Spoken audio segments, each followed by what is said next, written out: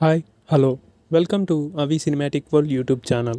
ప్రియతం మంతిని, అంజనీ బాలాజీ, విజయ్ విక్రాంత్, వేద్ ఇలా అందరూ కొత్త వాళ్ళతో తెరకెక్కిన సినిమా నీ దారే నీ కథ.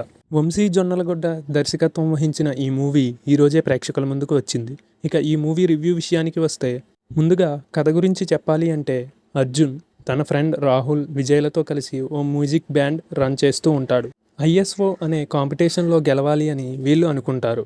కానీ వీళ్లకు సరైన టీం ఉండదు. వెతికి వెతికి కొంతమందిని పట్టుకుని ఒక ఆర్కెస్ట్రా టీం తయారు చేసుకుని ఐఎస్ఏలో ఫస్ట్ రౌండ్ క్వాలిఫై అవుతారు. కానీ Arjun friend Rahul family, job pressures వల్ల ఈ ఆర్కెస్ట్రా టీం నుండి తప్పుకుంటాడు. అదే సమయంలో మ్యూజిక్ క్లాసెస్ చెప్తూ మ్యూజిక్ షాప్ రన్ చేసే శృతి ఈ టీంలోకి వస్తుంది. ఐఎస్ఓ కాంపిటీషన్కి ప్రిపేర్ అవుతున్న సమయంలోనే అర్జున్ వాళ్ళ నాన్న చనిపోతారు. అర్జున్ని అతని తండ్రి ఒక పెద్ద మ్యూజిషియన్గా చూడాలనుకుంటాడు. మరి అర్జున్ తన డ్రీమ్, తండ్రి కోరిక నెరవేరుస్తాడా? ISO competition గెలుస్తాడా? శృతి కథ ఏమిటి అనేది తెలియాలంటే సినిమా చూడాల్సిందే. ఇక ప్లస్ పాయింట్స్ విషయానికి వస్తే ఈ మూవీకి మెయిన్ ప్లస్ సెకండ్ హాఫ్ అని చెప్పవచ్చు.